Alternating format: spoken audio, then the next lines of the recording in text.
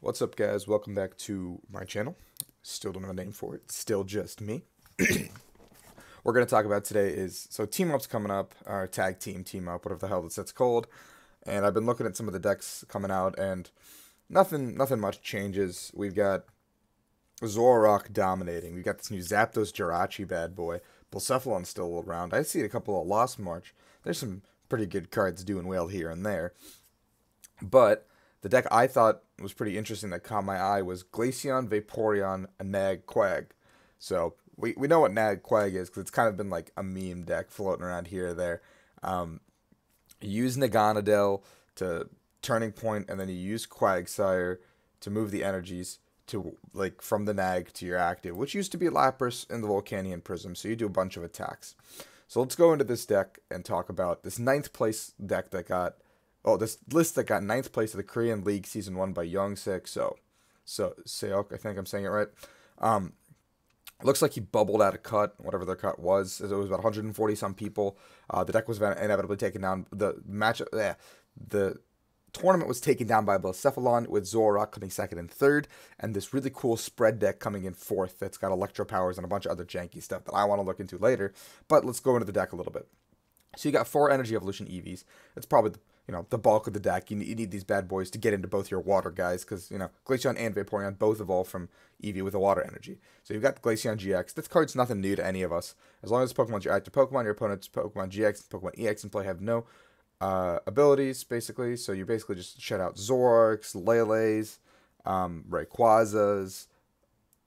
What else? I mean, you don't really shut down Blacephalons because they still get their abilities, but you deal with a good majority of the standard format. Marshadow still exists, unfortunately. So you got all these bad boys that are ready to set up and kind of get in there. So that's a pretty good opener. And then you want to set up a Vaporeon GX in the back line with its ability Warm Drop. Once per turn, you may heal 30 from your active water Pokemon. So if you have 2 Vaporeons out on the board, you can heal 60 from your active water Pokemon and keep healing that Glaceon so it doesn't really ever die. And its attack is for 3 colorless, Hydro Pump 40. And 40 plus. This attack does 30 board for each water energy attack this Pokemon. So the deck only plays water energy. So if you have 3 water energies attacked, that's 130 damage off the bat right there. Choice bands give you more, but this deck isn't aiming to one-shot anything really. You're just trying to 2-shot. And 130 is the perfect number against a lot of one-prize decks because they play like Baby Buzzwole, Granbull, like all these things are 130, like Malamar.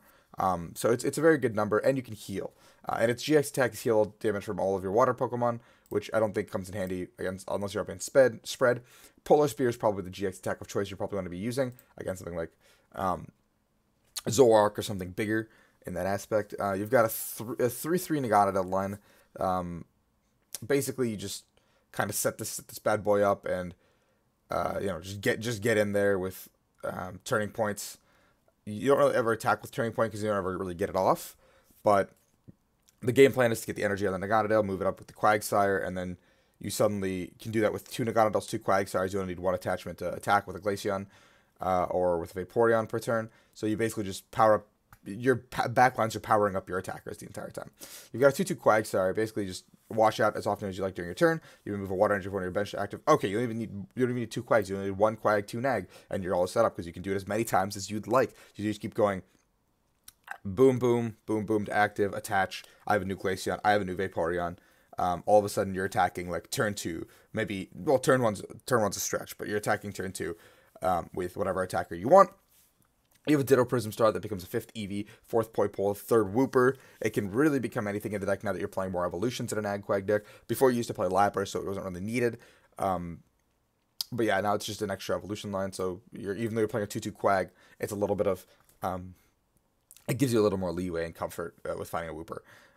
You have a Volcanion Prism Star because this bad boy is probably the lifeblood of the deck. It helps you get the waters into the discard with Jet Geyser. And Sauna Blast is one of the best attacks. It has 160 HP, which makes it really tough to take down. Sure, it has the lightning weakness, which isn't probably the best thing in the world against the Zapdos deck, but the Zapdos deck, if I'm not mistaken, doesn't hit for weakness. I have to read up on that again, but I remember seeing that it doesn't hit for weakness. I haven't looked too much into that deck, but Soda Blast is very good. It softens everything up, does a 20 damage everywhere, sets up for those Polar Spear GXs. Glaceon also does some sniping damage, sets up everything perfectly, because you don't really one-shot anything, but if you can Soda Blast and Polar Spear and just kind of set up the board the way you like it and soften everything up with a little bit of poke damage, you can kind of just sweep in and just take the rest of the game with Vaporeon. Or just have Volcanion Prism. You have one Lele because you really just want to get set up turn 1, but other than that, you don't really need that Lele. Because you're not Elming, you're not, because you can't Elm for a majority of your deck. Like, Poipole and Wooper are both big boys and they have 70 HP. I don't think they have 60 HPs of either of those, so you just don't ever play Elm. There's 4 Cynthia, 3 Lily, 3 Guzma. The 4 Cynthia and 3 Lily are pretty staple. I think if you wanted to focus more on the early game setup, you could flop it to 4 Lily, 3 Cynthia, but I think you'd be better off just trying to find that turn 1 Lily with the 3 and then set up using those in the 7 ball accounts that we've got in the deck. You have 3 Guzma. The 3 Guzma is pretty much to, like, just, kill stuff. I mean, that's what Guzma always been there for. So Guzma will always be there for. Just bring something up, pop, take it out. 2 Kukui, it really helps with math sometimes. Your Polar Spears can do a little more damage. Your 90 could do 110 with Glaceon. Your Vaporeon can have a little more oomph. Like, it just changes the math enough to where it's relevant. There's one Acerola, and the one Acerola is for, just picking up that Glaceon in a situation where you can't fully heal it up. You get the waters back to your hand, throw something else new up, and start smacking. It's just so you can use your first Glaceon or Vaporeon as a wall a little bit, so you can set up behind it. Because Glaceon, in theory, should stop your opponent long enough to where you can set your board up. There's 4 Ultra Ball, 3 Nest Ball. Pretty standard stuff. It's all the ball counts. The big. You get 7 balls. You should be able to set up pretty consistently. You get 7 balls and 2 Ultra Space. We're just going to skip right down to the Ultra Space. Ultra Space digs out all your nags, all your nag line, and, like, pretty much that means you should be, like, digging out your Quag line, and then your nag line just gets searched out by the Ultra Space, and then your evolutions get searched out by attaching an energy to your Eevee. So pretty much your entire deck is pretty searchable very easily. There's 2 Aqua Patch just in case your nags die for some reason, or you can't get them set up fast enough. You can just set up an active and a bench attacker at the same time. Maybe a Glaceon on the active, Vaporeon on the active, double Aqua Patch. Suddenly you've got a big threat. You can build up. It's 30 plus for every water energy, so you can build up a big beefy Vaporeon on the bench and just come in and just sweep the game if you need to, which I think is really, really cool. It's weak to grass. There's nothing really relevant in this format that is grass right now. Rayquaza is the only that plays grass energies. I guess Lost March, but I don't really count Lost March as a deck because you can probably just beat that with Volcanion Prism and then going Polar Spear, and that should just clean up the game for you because you can just snipe too many things at once. Also play mine, which I don't think they do. There's 2 bodybuilding dumbbells, so the point of this deck is to just kind of stay alive. You're not trying to kill anything quick. You're one of those sustainable, I'm going to live as long as I can. I'm going to do a lot of damage to you. And incrementally, I will wear you out of resources because you won't be able to one-shot me. I can heal 60 damage per turn with 2 Vaporeons, 30 with a Vaporeon, which is a lot of damage because, I mean, if you look at the winning Blacephalon list from this Korean league, they played 3 potions in the Blacephalon list because this one prize deck is so good against this kind of just doing a little bit of damage here and there, and then you set up for 2 shots. But if you take the bodybuilding dumbbells plus the Vaporeon, a 2-shot becomes a 4-shot almost now, even with electro powers and using their resources. There's 1 choice band just so you can get the damage count that you need to be at.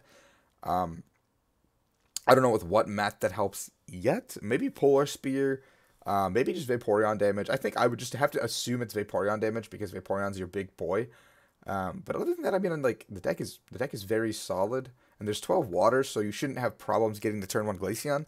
I mean, you should be opening Eevee almost every single time, and getting that turn 1 Glaceon lockup, and to get the turn 1 Glaceon lockup, it should be kind of good, spelling like good things for you. Like once that's up and running, you should be settling into what the deck offers.